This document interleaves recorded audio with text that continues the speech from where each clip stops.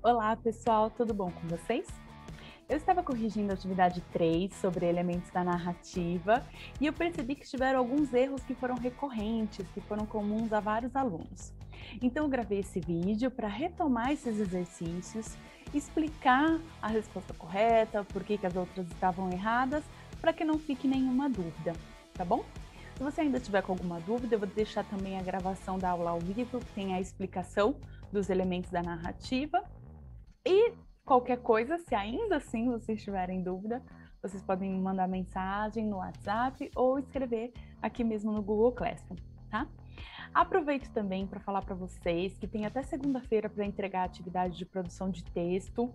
Poucos alunos fizeram, então quem ainda não fez, aproveita que hoje é essa atividade de correção, né, que não tem muitas coisas para fazer, e produza o seu texto, escreva a sua história, use a imaginação, tenha boas ideias, que ainda tem até segunda-feira para entregar, tá certo? Bom, então vamos lá.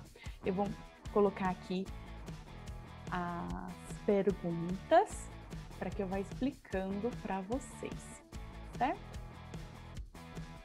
Então, nós lemos a primeira parte do Coração de Tinta, um romance que conta a história da Maggie e do seu pai Mo. E eu coloquei para vocês o texto da primeira parte, né? Vocês tinham que responder as perguntas, observar os elementos da narrativa nessa primeira parte do texto, né? Então, muitos de vocês falaram que a atividade foi médio, né? Não foi nem fácil, nem difícil. A gente pode ver que aqui o muito fácil foram poucas pessoas que acharam, o fácil também, e também o muito difícil foram poucas pessoas. A maioria de vocês achou que ficou médio. Então, eu vou retomar agora para a gente tirar qualquer dúvida, tá bom?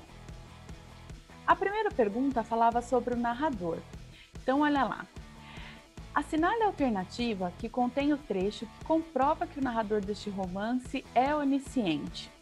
Bom, onisciente é o narrador que conhece o interior do personagem, que sabe as coisas que ele sente, que ele pensa. É como se o narrador estivesse dentro da cabeça do personagem. Se a gente for observar as alternativas que não estão corretas, elas falam mais sobre uma descrição dos fatos. A letra A. Em troca, Mo lhe dera um beliscão no nariz. Para escrever isso, basta você observar uma cena, né, e ver que o Mo foi lá e deu um beliscão no nariz da Meg. A mesma coisa na letra B. Ela pulou da cama tão afoita que o livro aberto caiu no chão. Então, é uma descrição da cena que ele viu, né? A maneira como a Meg pulou da cama e derrubou o livro. A chuva dava à escuridão um tom esbranquiçado e o estranho quase não passava de uma sombra. Essa já é uma descrição do espaço, né? Como estava o lugar em que se passa a história. E na letra D, nós temos dedo empoeirado. Que nome era aquele?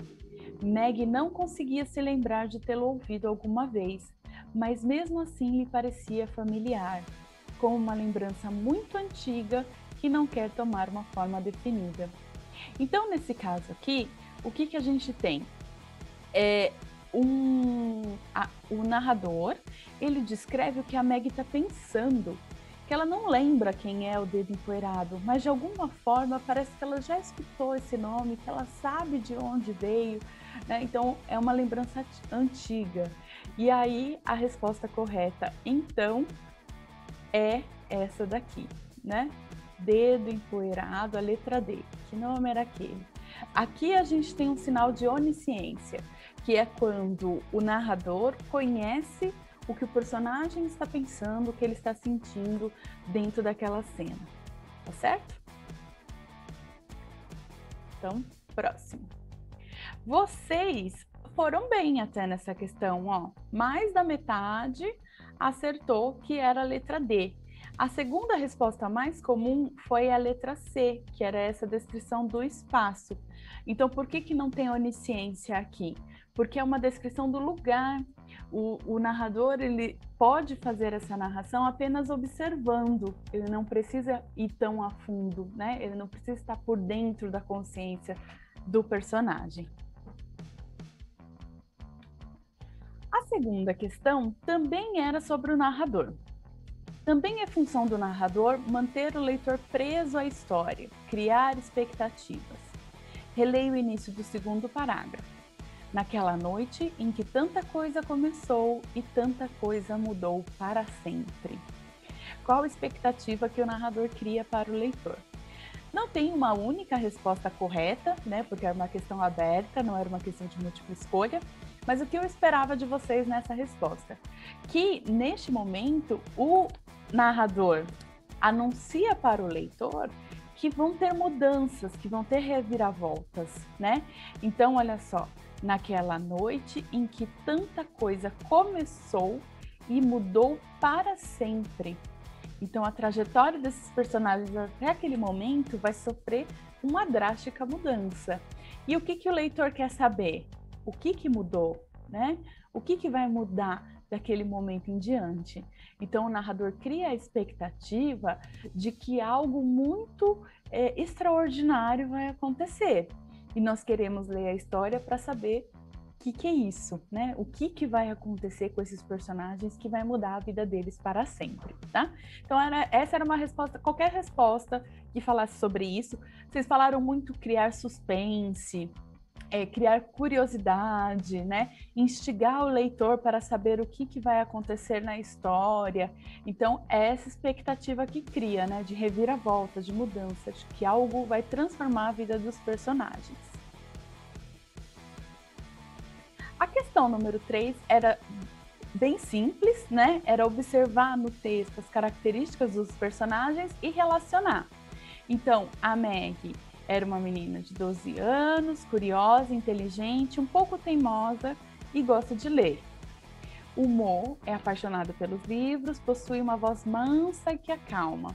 Então tem um momento da história em que a Meg diz que a voz do Dedo Empoeirado é muito diferente da do Mo, porque a voz dele era mais agressiva, né, do Dedo Empoeirado, quando ela está escutando eles pela porta. E ela consegue perceber a diferença porque a voz do Mo é uma voz que acalma, né? Para ela é uma voz que acalma. E o Dedo Empoeirado, nesse momento da história a gente ainda sabe muito pouco sobre ele, né? Então ele é misterioso, é alguém que aparece do nada num lugar em que eles estão praticamente escondidos, tanto que a Meg fala: você disse que ninguém viria aqui, que nenhum ladrão chegaria até aqui.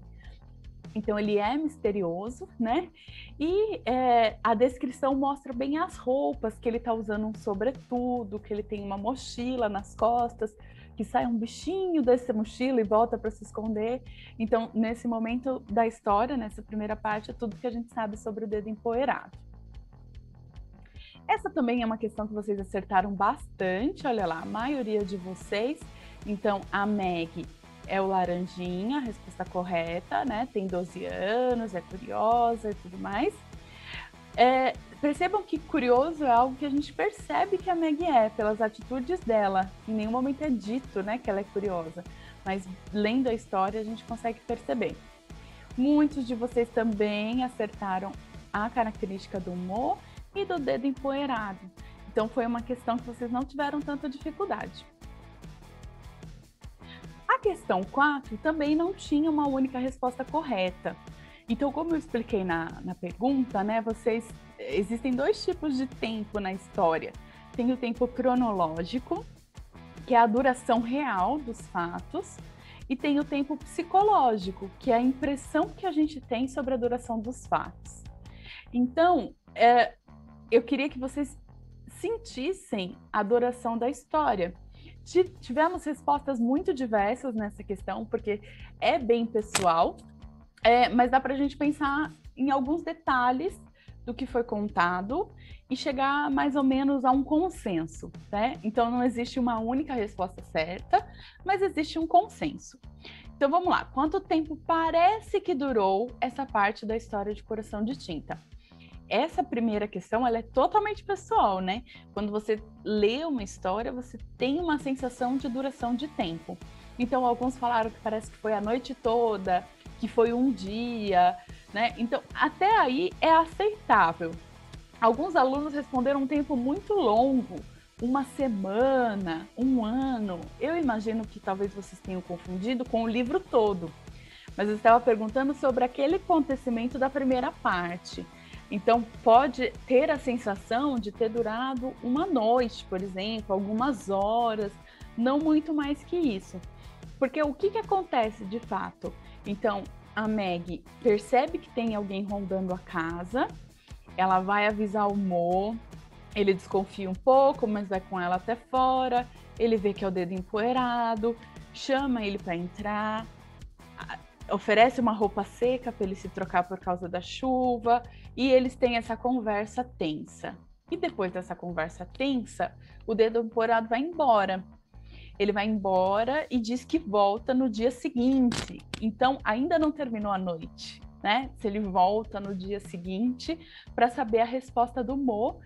E o Mo fala para Meg, dorme um pouco. Então, durou menos que uma noite. Isso dá para a gente perceber pelo texto, tá? Então, quanto realmente durou essa parte da história, deve ter sido algumas horas. Eu arriscaria entre 1 hora, 2 horas no máximo. Porque se a gente for pensar, a conversa deles foi bem curta, né? Então, o dedo empoeirado fala para ele que o Capricórnio, seus homens, estão atrás dele, que eles querem o livro, e o Mo diz que não vai entregar o livro. Aí ele fala, mas eles vão chegar até você não vai conseguir fugir por muito tempo. Então tem essa parte aí de discussão entre eles, mas não é uma discussão muito longa. Tanto que a Meg está escutando pela porta, né? Ela não fica tanto tempo assim. Como a gente está ouvindo e está ansioso para saber o que eles estão dizendo, parece que durou a noite toda. Então, poderíamos ver como uma resposta adequada na letra A. Essa sensação de que foi à tarde ou à noite, embora tenha elementos no texto que mostram o que acontece à noite, porque está escuro, ela está indo dormir, né? E tudo mais. Mas o tempo real mesmo, cronológico, deve ter sido de no máximo 1 hora daqueles acontecimentos, tá? 1 hora, 2 horas, por aí, tá certo? Então, quando eu faço esse tipo de pergunta, não é para chutar apenas pensando eu acho aqui das minhas ideias que foi isso. O texto te oferece elementos. Embora eu fale para você pensar no quanto parece, o que você acha, é sempre baseado no texto, sempre a partir desse texto, tá bom? A questão 5 fala sobre o espaço, né? Então fica evidente a presença dos livros na formação desse espaço. E a cena em que mostra que a casa é cercada de livros e que tem livros por toda parte, né? É a letra C. Meg o puxava com tanta impaciência que ele deu uma topada com um dedão do pé numa pilha de livros. E no que mais poderia ser? Havia livros espalhados por toda a casa. Principalmente essa frase aqui. Havia livros espalhados por toda a casa, tá?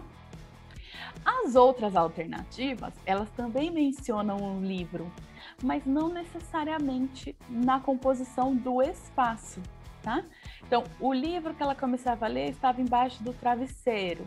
É um acontecimento ali do momento, mas a gente não consegue visualizar o espaço da história. Ela sentou, esfregou os olhos e pegou o livro, a mesma coisa, né? Ele não está na composição do espaço. E aqui no final, descalça saiu correndo pelo corredor escuro. Estava frio na velha casa, embora já fosse final de maio.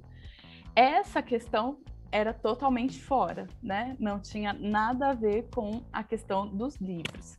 Então, provavelmente, quem marcou a letra D foi porque chutou, né?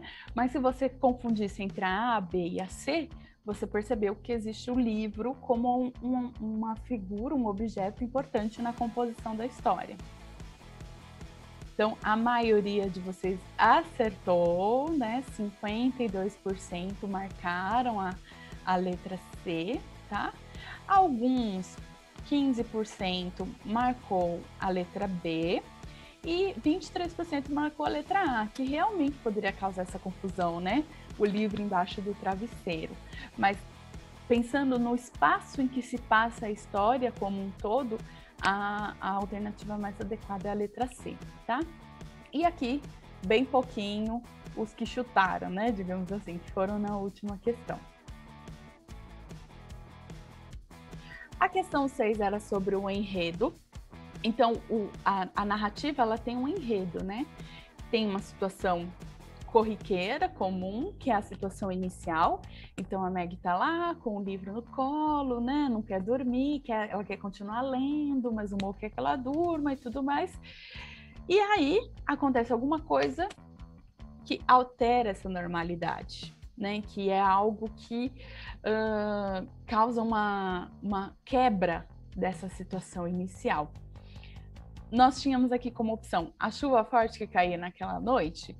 A chuva forte não é o acontecimento que muda a vida deles. Pelo contrário, a chuva ali, na verdade, ela só acentua esse clima de suspense, de algo misterioso, né? Quem estaria aqui no meio da chuva? Por quê?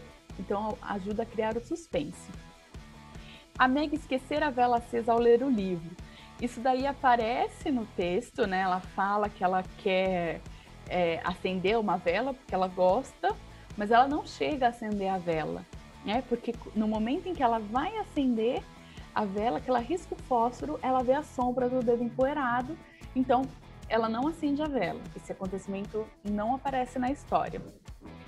O suspense da história lida por Meg, ela não chega a continuar a ler o livro, né? Nós não sabemos que livro que ela está lendo. Mas acontece a visita inesperada do dedo empoeirado. É esse fato que vai mudar a história dos personagens. Que aí ele olha e fala, ela vê a sombra dele, né? E aí o Mo vai ver quem é e reconhece, que é o dedo empoeirado. Essa questão foi tranquilo para vocês, ó, 76% marcou a visita inesperada do dedo empoeirado, né? O conflito, então, se desenrola a partir daí. O dedo empoeirado vem atrás do Mo, fala que o Capricórnio está atrás dele, que ele quer um livro, que ele não vai conseguir fugir. E até esse momento a gente ainda não sabe qual é o verdadeiro conflito, né? O que está acontecendo nessa história. Mas como leitor a gente consegue criar hipóteses. Não havia também uma única resposta certa nessa questão, né? Vai da imaginação do leitor. Alguns de vocês já conhecem a história porque assistiram um filme e escreveram lá o que acontece, e tá tudo bem, afinal de contas vocês já sabiam a história, né? Aqui era um exercício mais para estimular a imaginação. Então surgiram ideias muito legais dele ter cometido um crime, desse livro ter alguma coisa mágica, né? Foi bem bacana ver quais hipóteses vocês criaram para essa história. Mas quem quiser saber o que realmente acontece, pode assistir o filme ou ler o livro. E por fim, a questão do clímax, né, que é o ponto alto de uma história, aquele momento bem tenso em que a gente está quase no desfecho e que as coisas começam a se resolver. Nós não lemos a história inteira, então a gente não sabe o clímax da história do Coração de Tinta, mas como o romance ele tem inúmeros conflitos ao decorrer da história, né? Não tem um único conflito, porque a história é mais longa, a gente pode identificar momentos que são tensos ao longo da construção do romance, né? Então é muito comum esse gancho que existe ao final de um capítulo para que você continue lendo a história para saber o que vai acontecer. Então no final do primeiro capítulo sempre tem esse clímax mesmo, né? Esse momento tenso, você fala, putz, agora eu vou ter que continuar lendo. E nesse primeiro capítulo, qual que é o momento em que aparece um clímax, né? Que nos faz, nossa, agora eu vou ter que saber o que aconteceu. Então tinha lá a letra A. No entanto, ele se foi, e apenas a chuva ainda tamborilava com seus dedos molhados na janela de Meg. Aqui nós temos a descrição de que o dedo empoeirado foi embora. Aparentemente resolveu o problema, ele foi embora. Então não é aqui ainda que tem essa emoção. Somente muito depois ela compreendeu que o mal que a ameaçava não nascera naquela noite, ele apenas voltara sorrateiramente. Então aqui a gente tem uma informação de que existe algo de mal que vai perturbar e assombrar a vida da Meg e que isso não é uma novidade, é algo que já aconteceu e provavelmente ela ainda não se lembra e que voltou para assombrar. Então a gente tem aí a curiosidade de saber que mal é esse que a ameaça e por que ele voltou? O que aconteceu antes, né? Então aqui a gente tem esse gancho para saber, nossa, e agora? Mas o que é isso? Que mal é esse? O que ele voltou? O que ele vai fazer com ela e com o pai? Que história vai acontecer a partir daí? Essa letra C poderia causar uma confusão, porque é a fala do dedo empoeirado que diz, ele faria tudo para obtê-lo. Era dedo empoeirado novamente. E pode acreditar, tudo quer dizer tudo. Então, esse tom de ameaça cria uma expectativa, né? A gente sabe que existe um vilão aí que é bem perigoso, mas não é o ponto da narrativa que faz esse gancho, porque ainda vai ter um desenrolar. O Mo disse que tá bom, eu vou pensar, amanhã eu te falo o que a gente faz, o que você acha que deve fazer. Então dá a entender que ele não vai se envolver nessa história do Capricórnio, que ele vai ceder ao que o dedo empoeirado oferece para ele. E ainda tem mais acontecimentos. Então, geralmente o clímax ele está mesmo no final do capítulo ou no final do livro. Queria entender as palavras faladas, sussurradas em segredo, as palavras quase incompreensíveis trocadas pelos dois homens atrás da porta. E aqui a gente tem uma descrição que é a curiosidade da Maggie. Ela está atrás da porta e ela quer saber o que os dois estão comentando, estão falando, algo que é tão misterioso a ponto do Mo fechar a porta para ela não escutar. Né? Então, o clímax desse capítulo, dessa parte do livro, é aqui a letra B, que tem esse anúncio do mal que ameaça e que está voltando de alguma forma. Tá certo?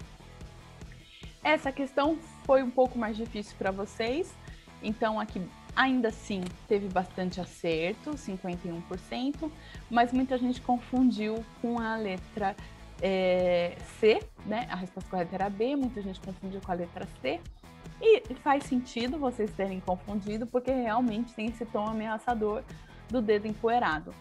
Mas não é o clímax da narrativa no sentido de sustentar essa tensão, né? E principalmente de fazer o gancho com o próximo capítulo. Não é a parte do texto em que isso acontece. Bom, terminamos aqui. Espero ter ajudado, espero que vocês tenham entendido, tá? Caso tenha ficado alguma dúvida, vocês podem vir me perguntar. E mais uma vez, lembro vocês de fazer a atividade da semana passada, atividade de produção de texto, atividade 4, até segunda-feira, tá certo? Muito obrigada, um beijão para vocês e até mais.